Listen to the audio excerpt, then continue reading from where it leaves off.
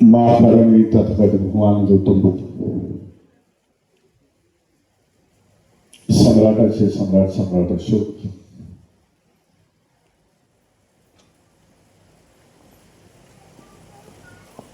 संविधानकार Bodhisattva विश्वरत्न doctor Babasaheb Ambedkar, Mahatma Jyotiba Phule, Savitribai Phule, Chhatrapati Shahu Maharaj, महाराष्ट्राचे आराध्य दैवत छत्रपती शिवाजी महाराज, बहुजनांच्या सर्व महापुरुषांना मी विनम्र अभिवादन करतो. धम्ममंचकावरती असून पूज्य भंतेजी डॉक्टर एन आनंद महाथेरोजी त्याला मी वंदन करतो. त्याचबरोबर या शहराच्या, उल्हासनगर शहराच्या महापौर प्रथम नागरिक ज्यांना मी म्हणेन त्या अश्विनीताई निकम यांना देखील मी वंदन करतो, जय भीम करतो. आमदार मोरेजी, सर्व मान्यवर भंतेजी यहाँ, विनय बोधी जी, बम्बई से पधारे हुए भंते शांति रत्न जी जो हमारे साथ भारतीय बौद्ध महासभा और भंते जी हमारे साथ साथ हम लोग प्रोग्राम करते हैं. भंते जी क्याग लामा जी, महामोगलायन जी, सभी भंते जी को मैं वंदन करता हूँ. उपस्थित बंधू आणि भगिनींनो, आनंद वाटला आज उल्हासनगर येथे ह्या कार्यक्रमाच्या ते आपल्याशी संबोधन करत असताना.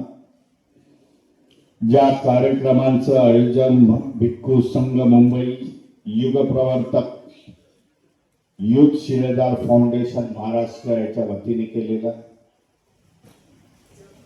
ज्याच्या माध्यमातून हा धम्म मेळावा येथे आयोजित केलेला.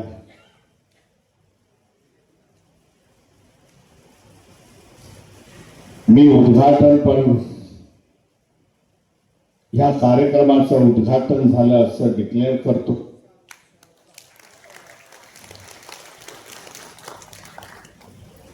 कारण जे भंतेजींनी आज या उल्हासनगरमध्ये आयोजन करण्यात आलेलं, की जे भंतेजी आपले ज्यांनी आयुष्य आपल्या बौद्ध धर्माच्या प्रचाराने प्रसारासाठी घालवलेलं आहे, ज्या अनेक वर्षापासून उल्हासनगरमध्ये भंतेजी आहे. भंते आनंदजी त्यांना मी 10 वर्षापूर्वी भेटलो होतो. 10 साल पहले मैं आपको मिला था अपने बुद्ध विहार में. तब मैंने वहां की प्रतिमा देखी भगवान गौतम बुद्ध की, व्हाइट में, मार्बल में.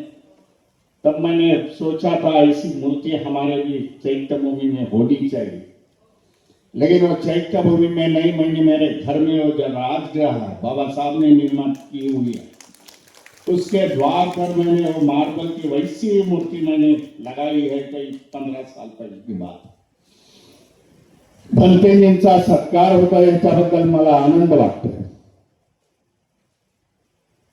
की त्यांच्या कार्याचा गौरव कोणीतरी करायला पाहिजे. भंतेजी बरोबर दुसरे भंतेजी आहेत त्यांचा देखील गौरव व्हायला पाहिजे. कारण त्यांच्या माध्यमातून ह्या देशामध्ये धम्म चळवळ जोराने चालू झालेली आहे. ज्या बाबासाहेबांनी ह्या देशामध्ये रिवायवल ऑफ द बुद्धिझम केला, बुद्ध धर्माचं पुनर्जीवन केलं. 14 ऑक्टोबर 1956 पुन्हा एकदा बुद्ध धर्म या देशामध्ये सुरुवात झाली आणि 60-65 वर्षाच्या काळानंतर आता मी बघतोय की देशाच्या कानाकोपऱ्यामध्ये हा बुद्ध धर्म गेलेला आहे. ज्याच्यासाठी भारतीय बौद्ध महासभा कटिबंध आहे, भिक्खू संघ कटिबंध आहे आणि ह्या दोघांच्या माध्यमामधून देशामध्ये बाबा समता निर्माण व्हावी, देशामध्ये भाईचारा व्हावा, देशामधून विषमता नष्ट व्हावी, समतेचा विचार जनमनामध्ये जावा. जे बौद्ध राष्ट्र आहे, त्या बौद्ध राष्ट्रामध्ये आज जशा प्रकारे व्यवस्था आहे, त्या देशामध्ये अमन आणि शांती आहे, वैर नाही, अशी व्यवस्था या देशामध्ये प्रस्थापित करण्यासाठी हा बौद्ध भिक्खूंचा संघ, भारतीय बौद्ध महासभा धम्माचा प्रचार आणि प्रसार करत आहे. म्हणून मला वाटते धम्माचे दोन चाक आहेत. एका रथाची जी दोन चाकं असतात, रथ हा धम्माचा रथ आहे. हे दोन चाक आहेत, दोन व्हील आहेत. एका बाजूला भारतीय बौद्ध महासभा आहे, दुसऱ्या बाजूला संघ आहे, बौद्ध भिक्खूंचा संघ आहे. हे जेव्हा साथ साथ चालतील त्या देशामध्ये खऱ्या अर्थाने मी मला वाटतं समतेचा विचार लोकांसमोर जाईल. आणि ही प्रक्रिया सुरुवात झालेली आहे असं मी समजतो. अनेक वर्षांच्या काळानंतर ही प्रक्रिया सुरू झाली गेल्या 4-5 वर्षापासून. आणि त्याचे चांगल्यापैकी परिणाम आपल्याला दिसून आले. पूर्वी काय होतं त्याच्याबद्दल मी बोलत नाही. पूर्वी कॉम्पिटिशन होती, भंतेजी देखील जाणू शकतात. भारतीय बौद्ध महासभा जास्त काम करते की भिक्खू संघ जास्त काम करते, ही कॉम्पिटिशन होती. परंतु 4-5 वर्षापूर्वी मी जेव्हा कार्यरत झालं तेव्हा मी सांगितलं, बाबा दोनों भी साथ लोक चले. म्हणून एखादा कार्यक्रम करायचा असला, एखादा मोठा कार्यक्रम करायचा असला, ज्या जर कल्पना मला सुचल्या, आयडिया सुचल्या, आपल्याला हे करायचं आहे म्हणून सुचलं, तर मी भिक्खू संघाशी कॉन्टॅक्ट, भिक्खू संघाशी मी संवाद साधतो. बाबा मुझे ये करना है, आपको कैसा लग रहा है? त्याचं उदाहरण म्हणजे सम्राट अशोकांची जयंती आम्ही जोरात सुरुवात केली. 26 मार्चला जयंती होती सम्राट अशोकांची, 2530वी जयंती होती. त्याच्या आधी 15-20 दिवस मी भंतेजींशी, सगळ्या भंतेजींशी बोलत होतो. आम्ही सुरुवात करणार. ज्या सम्राट अशोक जो जागतिक राजा होता, ज्याने आपल्या शस्त्रांनी क्रांती केली, ज्याने शस्त्रांनी अर्थ जग जिंकलेला, पुरा एशिया जिंकलेला, ज्याच्या काळामध्ये देशाची बाउंड्री या भारत देशाची बाउंड्री गीटपर्यंत होती, अफगाणिस्तान होती, पाकिस्तान, भूतान वगैरे हे त्याचे राज्य होते. तो राजाने त्यांनी जेव्हा शस्त्र खाली टाकली, कलिंगाच्या युद्धानंतर त्याच्यामध्ये परिवर्तन जे झाले आणि धम्माची पताका घेऊन त्यांनी संपूर्ण एशिया कंट्री हा बौद्धमय केला. जगाच्या उदाहरणामध्ये असे राजे नाही. अलेक्झांडर आहे, त्यांनी शस्त्रांनी क्रांती केलेली, परंतु सम्राट अशोकांनी शस्त्र खाली टाकून पुन्हा एकदा क्रांती केली, धम्माची क्रांती केली. ज्याच्या काळामध्ये 84,000 बुद्ध विहार निर्माण केली. ज्या भगवान गौतम बुद्ध गेले, त्यांच्या अस्थिच्या ह्याच्यावरती बुद्धांनी 84,000 बुद्ध विहार लेणे, स्मारक निर्माण केली. 19 विद्यापीठ यांनी निर्माण केली त्या काळामध्ये. 2000 सालामध्ये जेव्हा जगामध्ये एज्युकेशन नव्हतं, तेव्हा त्याच्याबद्दल मी चर्चा केली, भिक्खू संघाशी चर्चा केली आणि भिक्खू संघाने आम्ही ठरवलं आने वाले समय में सम्राट अशोकाची जयंती देशाच्या कानाकोपऱ्यामध्ये होती. ज्याचा इतिहास धडकण्यात आला होता सम्राट अशोकाचा, तो पुन्हा एकदा वरती आणण्याचा, लोकांच्या समोर देण्याचा आम्ही प्रयत्न केला. ही उपलब्धी आहे संघाची, भिक्खू संघाची आणि भारतीय बौद्ध महासभेची. आणि हा मेसेज देशाच्या अक्रॉस द कंट्री मध्ये गेलेला. मग उत्तर प्रदेश असेल, हरियाणा असेल, त्याने आमचे धन्यवाद केले की भीमरावजी सही झाले. कारण त्या उत्तर भारतामध्ये मौर्य नावाचं एक सरनेम आहे. त्या अशोकाच्या डायनेस्टीचे ती लोक आहेत, मौर्य आहे, ज्यांची संख्या करोडोनी आहे. मौर्य आहे, कुशवा आहे, सैन्य आहे. आज देखील ते सम्राट अशोकांना खूप मानतात आणि सम्राट अशोकांची जयंती साजरी करतात. ही उपलब्धी आमच्या भिक्खू संघाने याच्यामध्ये झाली. दुसरा इन्सिडेंट सांगतो, ज्याचा उल्लेख केला आता म्हणते गेली. साथ साथ हम लोग चल रहे हैं. वैशाख पौर्णिमेचा आज आम्ही प्रयोग केला. ह्या वेळेला 1 मे रोजी 30 एप्रिलच्या रात्री संपूर्ण भिक्खू संघ माझ्याकडे आला आणि त्यांनी आम्ही डिस्कशन केलं की भीमरावजी वैशाख पौर्णिमा आम्ही साजरी करणे, दीप महोत्सव आम्हाला सुरुवात करायचा आहे. तो बौद्ध राष्ट्रामध्ये दीप महोत्सव सुरुवात होतो. जी परंपरा ही खंडित झाली होती. जे दीप महोत्सव 2000 वर्षापूर्वी, 2500 वर्षापूर्वी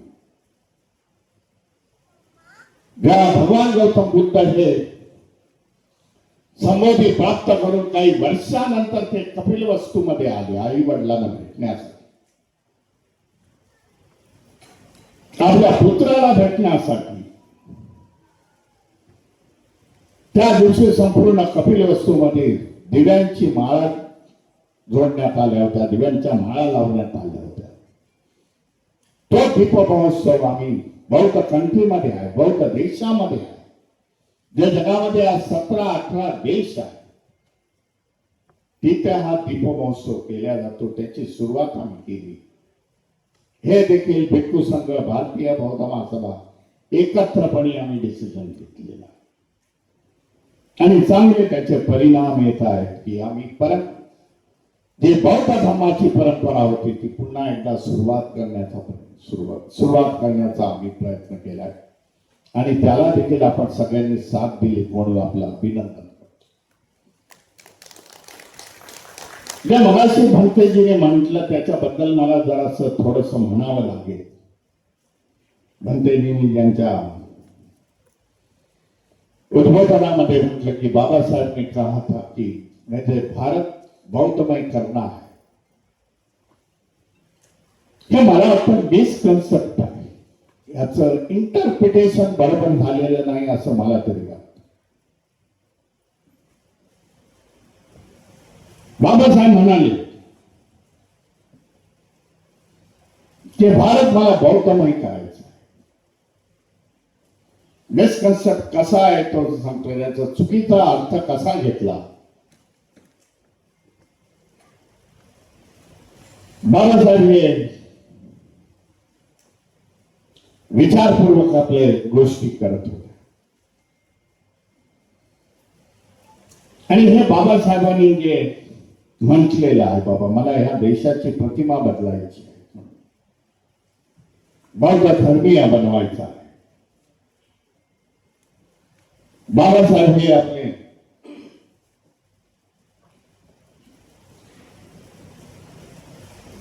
त्याने आपल्या संविधानाच्या माध्यमातून त्या देशाची प्रतिमा बदललेली आहे. हे लक्षात घ्या. जे बाबासाहेब म्हणतात की मला देशाला बौद्धमय बनवायचा, तर बाबासाहेबांनी हे संविधानाच्या माध्यमातून घडवलेलं आहे.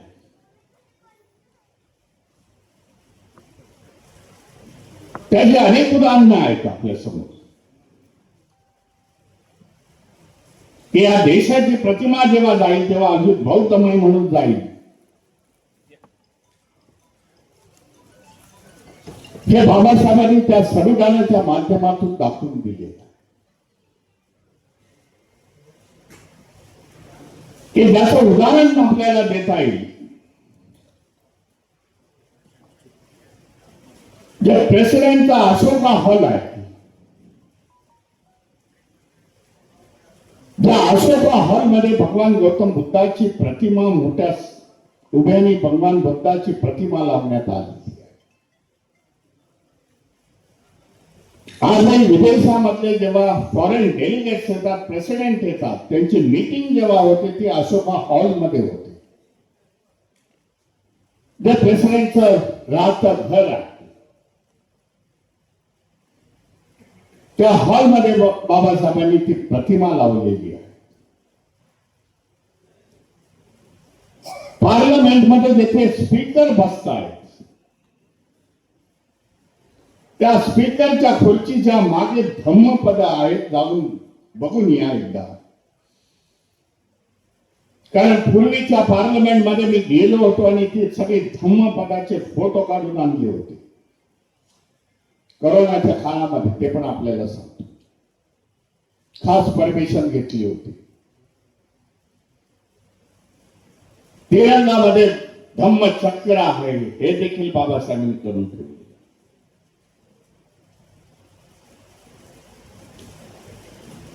त्याचबरोबर पिंपळाच्या पानावरती जे रत्न आज दिलं जातं, भारत रत्न दिलं जातं, ते पिंपळाच्या पानावरती आहे.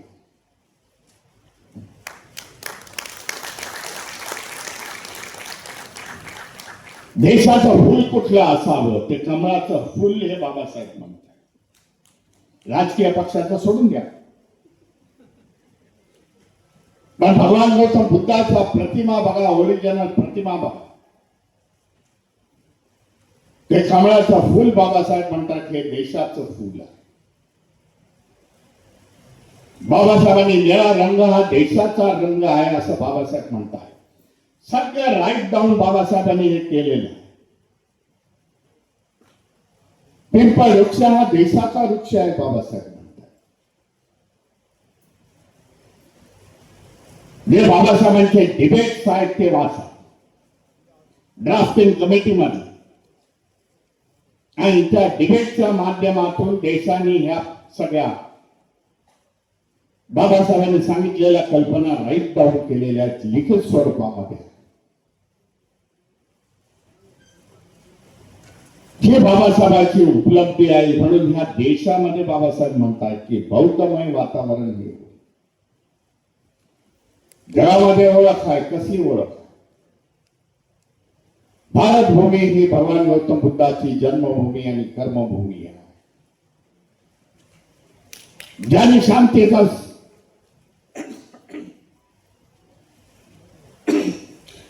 शांतीचा संदेश दिला, भाईचारा दिला, मानवतेचा संदेश दिला, त्या काळामध्ये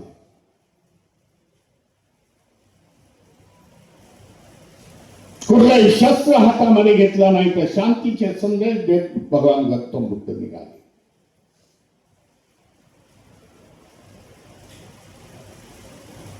म्हणून आज म्हणतो आपण युद्ध नको, आपल्याला बुद्ध हवा.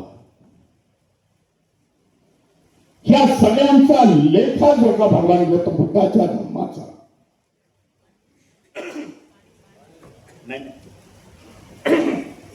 या सगळ्यांचा लेखाजोखा भगवान गौतम बुद्धाच्या विचारसरणीचा. जगामध्ये अनेक धर्म आहेत, त्यांचे अनेक संस्थापक आहेत,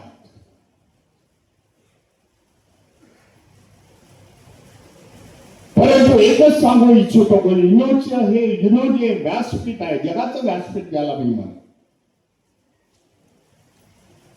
182 देश, जगामधले 182 देश युनोचे मेंबर्स आहेत. ह्या युनोच्या व्यासपीठावरून जगामध्ये एकच जयंती साजरी होते, वैशाख पौर्णिमा, भगवान बुद्धाची जयंती. तुम्ही म्हणा एकच जयंती फक्त साजरी होते. अनेक धर्म आहेत, अनेक धर्माचे संस्थापक, पण युनोने ठरवलं, भगवान बुद्धांनी एवढं जगाला दिलेला, शांती दिली, भाईचारा झाला, ह्युमन राईट्स दिलेल्या, आजच्या भाषेमध्ये ह्युमन राईट्स आपण म्हणू शकतो, एन्व्हायरमेंट दिलेला. बुद्धांचा इतिहास वाच. आज आपण एन्व्हायरमेंटच्या गोष्टी करतो, पर्यावरण आपल्याला जपायला पाहिजे म्हणतो. भगवान बुद्ध हे जेतवन मध्ये बसलेले आहेत. अनेक उदाहरणं आहेत त्याची वनाची. ते ज्या वनामधून भगवान बुद्धांनी धम्म देशना देण्याचा प्रयत्न केला, त्याच्यासाठी भगवान गौतम बुद्धांनी वर्षावास सुरू केला. 45 वर्षावास भगवान गौतम बुद्धांनी महापरिनिर्वाणाच्या पूर्वी केलेल्या. काय ते वर्षावास? भगवान बुद्ध जाणत होते वर्षामध्ये पाऊस, पावसामध्ये नवीन पौधे निर्माण होत आहेत या देशामध्ये, या जगामध्ये. मातीतून तयार होत आहे, नद्या वाहत आहेत, पाणी जात आहे. आणि अशा वेळेला जर भिक्खू संघ जर निघाला, त्यांच्या पायाने त्याची नाश होईल. म्हणून भगवान बुद्ध बोलतात की वर्षावासाच्या काळामध्ये तुम्ही व्यवहारामधून बसा, चैत्यामधून बसा, विचाराचं आदान प्रदान करा, धर्मावरती चर्चा करा. काय शंका असतील त्या मोठ्या भंतेजींना विचारा, की ज्या वर्षावासाच्या माध्यमातून एन्व्हायरमेंट प्रोटेक्ट झालं. ह्या सगळ्याची दखल घेऊन युनोने ठराव केला की दरवर्षी एखाद्या देशामध्ये मोठ्या संख्येने वैशाख पौर्णिमा सुरुवात करायची, भगवान गौतम बुद्धाला नतमस्तक व्हायचं. कारण ह्या वैशाख पौर्णिमेला मी कमीत कमी 3 वेळा तरी इतर देशांमध्ये गेलो होतो. व्हिएतनाम मध्ये गेलो, थायलंड मध्ये गेलो, मी तेव्हा बघितलं, त्याचा अनुभव घेतला. अनेक देशाचे बौद्ध भिक्खू येतात त्यावेळेला, 3 दिवस चालते. आपल्या आपल्या देशाच्या माध्यमातून ते लोक भगवान बुद्धांना अभिवादन करतात, ठराव पास केले जातात. अशा प्रकारे वैशाख पौर्णिमेचा दिवस साजरा जगामध्ये साजरा केला जातो.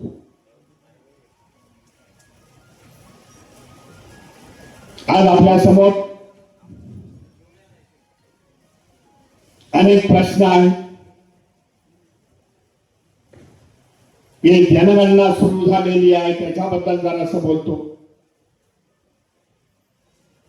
जनगणनाची सुरुवात झालेली आहे की 27 मध्ये पर्सन टू पर्सन प्रत्येक माणसाची जनगणना होईल. येणाऱ्या 15 तारखेपासून जनगणना सुरुवात होईल की प्रॉपर्टीची जनगणना होईल. आपल्या सगळ्यांना सांगणं आहे बाबा की जी काय जनगणना 2011ला झाली होती, ती जनगणनेमध्ये आकडेवारी बरोबर आली नाही बहुतांशी. परंतु येणाऱ्या काळामध्ये जी जनगणना होईल ती सरकारी आहे. सरकारी आकडे कोणी डिनाय करत नाही, कोणी नाकारू शकत नाही. पूर्वी काय चुका झाल्या त्या चुका सोडून द्या म्हणून भारतीय बौद्ध महासभेने व्हॉट्सअपच्या माध्यमातून सगळीकडे हे प्रचार करण्यात आलेला की येणारा जनगणनेचा अधिकारी असेल त्याला खरी माहिती द्या बाबा, आम्ही लोक अनुसूचित जातीचे आहोत, आमचा धर्म बौद्ध आहे. जातीच्या कॉलम मध्ये ज्या जातीमधून आला ते लिहिणं गरजेचं आहे. मी आपल्याला पुन्हा पुन्हा सांगू इच्छितो.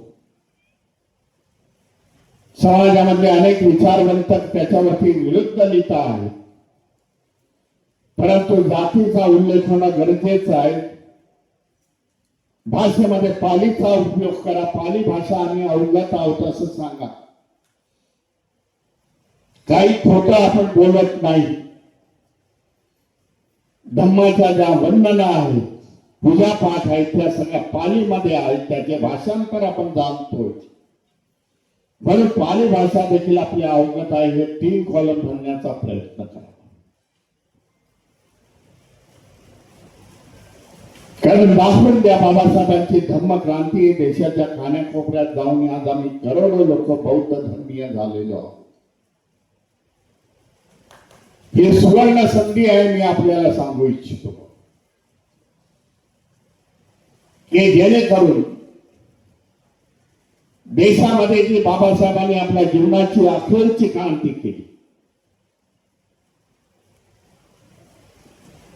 जिसको बाबा साहब के बारे में लगाव था, बाबा साहब को धम्म क्रांति से लगाव था,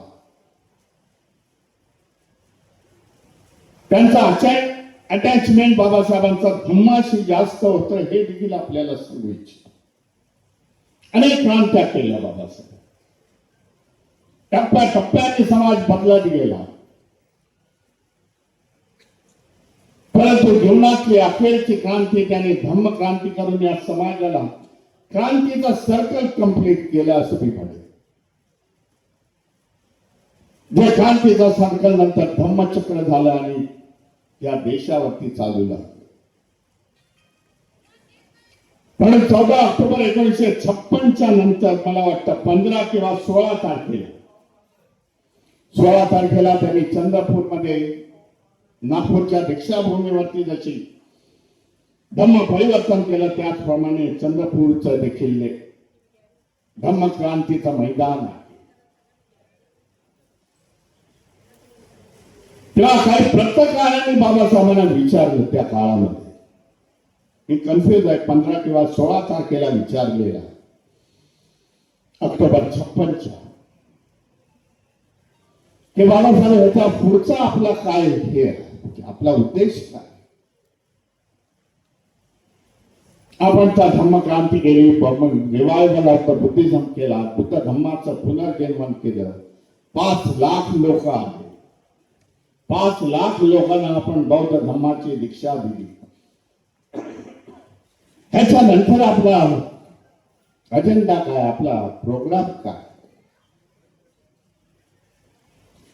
बरं समर्पित उत्तर बाबासाहेबांनी त्या काय. बाबासाहेब म्हणतात की माझा जे काय उरलेलं जीवन, ते उरलेलं जीवन मी बौद्ध धम्माच्या प्रचार आणि प्रसारासाठी आहे. राजनीती समाजनीती मी केलेली आहे, आता धम्माचा प्रचार आणि प्रसार करेन. हे समर्पित उत्तर बाबासाहेबांनी दिलं. लेकिन दुर्दैवाने बाबासाहेब आपल्यामध्ये जास्त दिवस राहिले नाही. 1.5 महिन्यामध्ये 51 ते 52 दिवसामध्ये बाबासाहेबांचं महापरिनिर्वाण झालेलं आहे. ही घटना मला जेव्हा कळली, पंजाबमध्ये मी जेव्हा होतो 2 वर्षापूर्वी, तेव्हा मला पंजाब वासियों ने बताया, गंगाजी बाबा साहब यहाँ आए थे, 52 में आए थे, हमें संबोधित करके गए. बाबा साहब बोले फिर से मैं आऊंगा, तब यहाँ के लोगों के लिए मैं दूसरा प्रोग्राम लेके आऊंगा. लेकिन इत्तेफाक से वो हुआ नहीं. बाबा साहब का महापरिनिर्वाण हो गया. पण पंजाब मध्ये आपले भाऊ बहीण जे आहेत ते रविदासी मोठ्या संख्येने आहेत. म्हणजे बाबासाहेबांना मानणारे आहेत. वाल्मिकी समाज आहे तिथे मोठ्या संख्येने वाल्मिकी समाज आहे पंजाब मध्ये. तो देखील बाबासाहेबांना खूप मानणारा आहे. बाबासाहेब के नाम पर झगड़ा करने के लिए तैयार होते हैं वाल्मीकि समाज के लोग. हे उदाहरण आहे बाबासाहेबांचं की आपल्याला धम्म क्रांती बाबासाहेबांनी जी दिलेली आहे ती आपल्याला पुढे देणं गरजेचं आहे. दुसरा जो प्रश्न आज समाजासमोर आहे, धम्म परिषद आहे म्हणून समाजाचे प्रश्न म्हटलं गरजेचं आहे असं मी समजतो, की जे रिलेटेड आहे धम्माशी. महाराष्ट्रामध्ये एक नवीन प्रश्न आज निर्माण झालेला, वर्गीकरणाच्या माध्यमातून, रिझर्वेशनचं वर्गीकरण जे होत आहे त्याच्या माध्यमातून निर्माण झाले. जे जजमेंट सुप्रीम कोर्टाच्या आपल्याच माणसाने CJI आपला जजमेंट दिलेला, त्यांचं नाव मी घेत नाही, आपण देखील जाणताय, आपण प्रबुद्ध लोक आहात. त्या जजमेंटच्या माध्यमातून आज अनेक प्रश्न देशामध्ये उभे राहिले, की रिझर्वेशनचं वर्गीकरण होत आहे. म्हणजे आतापर्यंत सुरळीत सगळं चाललं, 13% आपण होतो, परंतु 13% वर्गीकरण करा अशा प्रकारचं जजमेंट आलेलं आहे. आणि त्यांनी जजमेंट देत असताना त्यांनी सांगितलं की स्टेटला त्यांनी अधिकार दिले, स्टेटने याचं इम्प्लिमेंटेशन करावं, याचा उपयोग करावा, हे राबवण्यात यावं. महाराष्ट्र सरकारच्या एका सर्क्युलर नंतर हे ABCDचं वर्गीकरण करायचं, त्याच्यासाठी नोटिफिकेशन निघाले. ते कोणाच्यासाठी भलं नाही असं मी समजतो. या वर्गीकरणामुळे आपली संख्या कमी होईल, रिझर्वेशन आपलं कमी होईल.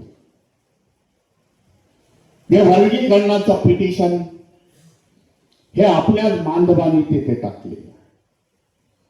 जे आंध्र प्रदेशमधून एक पिटिशन गेलं, दुसरं पिटिशन हे पंजाब मधून गेलं, वाल्मिकी समाजाने केलं. आंध्र प्रदेशमधून मादगी समाजाने हे पिटिशन फाईल केलं आणि सुप्रीम कोर्टामध्ये गेलं. आणि त्यामुळे या देखील महाराष्ट्रामध्ये मात्र समाज बोलला, ह्याचं इम्प्लिमेंटेशन महाराष्ट्रात व्हायला पाहिजे. काही संघटना आपल्यामध्ये फूट पाडण्याचा प्रयत्न करतायत, म्हणून हे पिटिशन महाराष्ट्रामध्ये इम्प्लिमेंटेशन होते, त्याला प्रखर असा विरोध होणं गरजेचं आहे. बाबा, ना बौद्धांचं त्याच्यामध्ये भलं आहे, ना मातंग समाजाचं भलं आहे. आपलेच भाऊ आहेत ते, परंतु काही समाजाचे लोक चुकीच्या मार्गाने जातात, त्यांच्याच समाजात. संपूर्ण समाजाला मी दोष देणार नाही. बरेचसे या समाजाचे लोक आज भारतीय बौद्ध महासभेचे पदाधिकारी आहेत, आपल्याला सांगू. विशेषतः मराठवाड्यामध्ये बौद्ध भिक्खू झालेले आहेत. लातूर या ठिकाणी ते समाजाचे, तो मला शब्द जरा जातीवाचक वाटतो म्हणून मी उच्चारत नाही, परंतु कालच्या 5 मे रोजी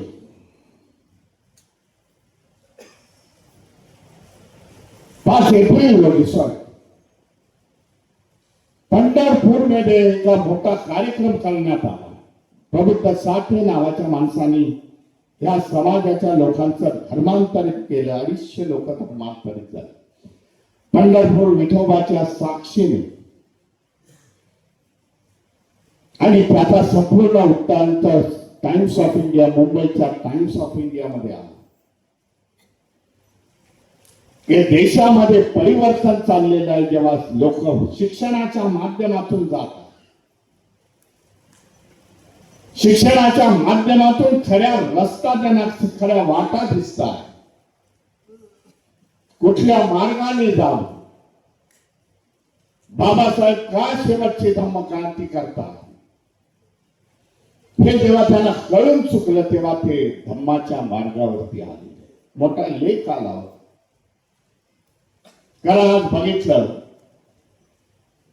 ज्या व्यवस्थेमध्ये लोक आहेत ती व्यवस्था आज कधीच मला वरती जाऊन देणार नाही, त्यांची प्रगती होणार नाही. मग विचार करू लागली. शुरुआत तो शून्य से हो गई थी.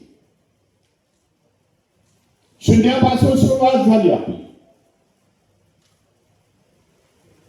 जो 1920चा काळ मी समजतो, 1920चा बाबासाहेबांच्या मुखनायकाचा काळ मी समजतो. समाजाची काय स्थिती होती त्या काळामध्ये,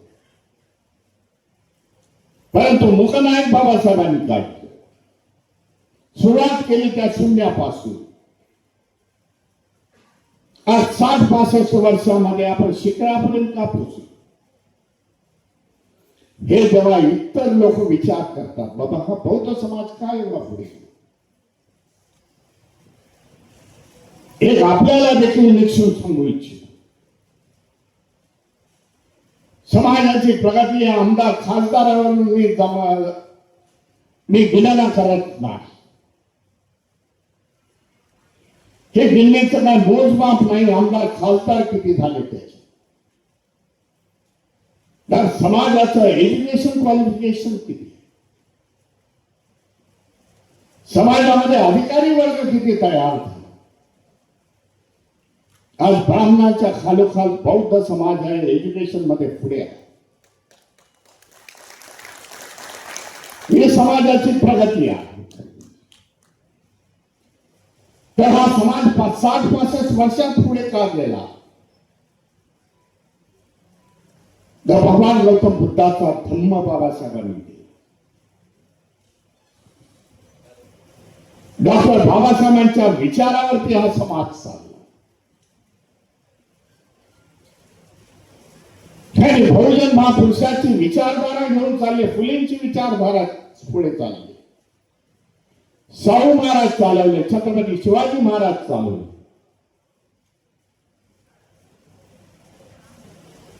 त्या विचारावरती चालला, सायंटिफिक मार्ग शोधला त्यांनी.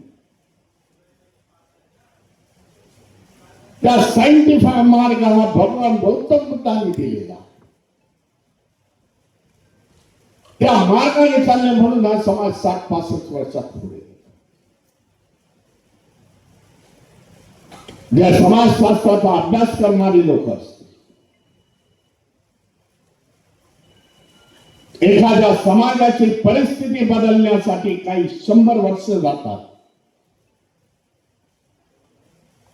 तेव्हा समाजामध्ये परिवर्तन होतं. पण या 60 वर्षामध्ये परिवर्तन झाले.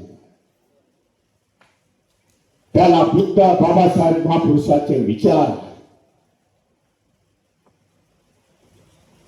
ह्याच्यासाठी आईन्स्टाईनचं उदाहरण मी देतो. बराच वेळ होतो, मी आटोपतो देतो, कारण प्रत्येकाची धर्मदेशना असेल. मला पण आता सिन्नरला मोठा भारतीय बौद्ध महासभेचा कार्यक्रम आहे. सारखे फोन येत आहे, साहेब निघालात की नाही. खूप मोठा कार्यक्रम आहे. ते बोलले गॅदरिंग 10,000ची लोक उपस्थित आहेत. भगवान बुद्धाचा सायंटिफिक धर्म आहे. आइन्स्टाइन हे नाव ऐकलं असेल, त्याचं एक उदाहरण देतो आणि मेरे वाणी को विराम देता हूं. आइन्स्टाइन यांनी अणुबॉम्ब बनवला आणि जगावरती उपकार केलेले आहेत. अणुबॉम्बचा उपयोग विरुद्ध दिशेने झाला म्हणून आइन्स्टाइन खूपच दुःखी झाला होता. सेकंड वर्ल्ड वॉर मध्ये अमेरिकेने हेच अणुबॉम्ब जपानवरती टाकले. हिरोशिमा नागासाकी उद्ध्वस्त झाली शहर आज देखील मेमोरियल तिथे आहे.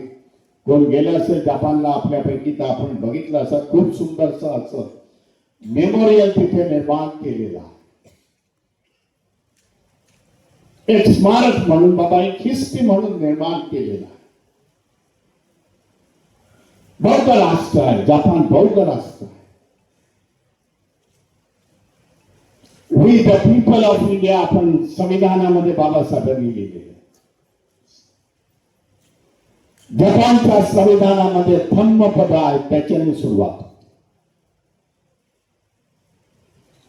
ज्या वेळेला 2 अणुबॉम्ब पडले, शहरं उद्ध्वस्त झाली, जपानच्या रेडिओवरून धम्मपद आणि त्रिशरण पंचशील 24 तास ब्रॉडकास्ट करत होते. त्यांनी शिव्या दिल्या नाही. तुझं वाटोळं होऊन अमेरिका असं काही बोलले नाही. परंतु धम्मपद आणि त्रिशरण पंचशील त्यांनी लावलं. हा आईन्स्टाईन बेजार झाला की काय मी केलं हे. हा नास्तिक होता पूर्णतः. हा कुठल्याही चर्च मध्ये जात नव्हते. त्याचे आई वडील ख्रिश्चन्स होते,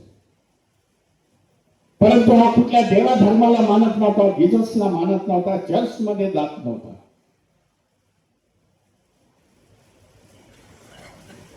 पण बेजार झाला हे अनुभव पडल्यानंतर. तेव्हा पत्रकारांनी पुन्हा एकदा त्याला विचारलं की आईन्स्टाईन, हे काय झालं? तू आता निधर्मी आहेस, तू कुठल्याही देवा धर्माची उपासना करत नाही, चर्च मध्ये जात नाही. जर तू झालंस तर काय करशील? असं बार बार त्या पत्रकारांनी त्याला बेजार केलं. तेव्हा आईन्स्टाईन बोलला, जर कधी विचार आला मला तर मी गौतम बुद्धाचा धर्म अपनाईन, कारण तो सायन्सच्या जवळ आहे. त्याच्यामध्ये अंधश्रद्धा, पाखंडवाद नाही. हा विज्ञानावरती आहे आणि हा धम्माचा अभ्यास केलेला आहे, असं तो पत्रकारांना सांगितलं. म्हणून एक छोटस उदाहरण देतो. कोरोनाचा महाकाळ तर आपण सगळ्यांनी अनुभवलेला आहे. सगळ्यांना माहिती आहे की ऑक्सिजनचा तुटवडा होता. ऑक्सिजनसाठी लोक हैराण झाले होते आपलं जीवन जगण्यासाठी. भगवान बुद्ध ज्या पिंपळ वृक्षाच्या खाली, बोधी वृक्षाच्या खाली बसले, हा बोधी वृक्ष 24 आवर्स ऑक्सिजन सोडत असतो. म्हणून काही वेळेला असं म्हटलं जात की भगवान बुद्धांनी अन्न त्याग केलेला असला तरी ते ऑक्सिजन वरती जगलेले आहे. हे भगवान बुद्धाची सायंटिफिक थेअरी आहे. मी सांगतो, आपल्या सगळ्यांना धन्यवाद देतो या धर्म मेळाव्याच्या. पूज्य मंत्रीजींना सगळ्यांना मी पुन्हा एकदा वंदन करतो. मला नाशिकला जाण्यासाठी आपण सगळ्यांनी मंत्रीजींनी परवानगी द्यावी, कारण तिथे मला 5 वाजेपर्यंत पोहोचण्याचा प्रयत्न मी करेन. समृद्धी मार्गाने आपण मोठ्या संख्येने उपस्थित झालात. संख्या अजून वाढायला पाहिजे. धर्म हे खरा म्हणजे समाजाचं फाउंडेशन आहे. हे धर्माचं फाउंडेशन जर स्ट्रॉंग झालं तर आपण अधिक गतीने पुढे जाऊ शकतो. आपल्या सगळ्यांना धर्मदान, सगळ्यांना जय भीम, नमो बुद्धाय करतो आणि इथेच माझ्या वाडीला विराम देतो. नमो बुद्धाय, जय भीम, जय संविधान.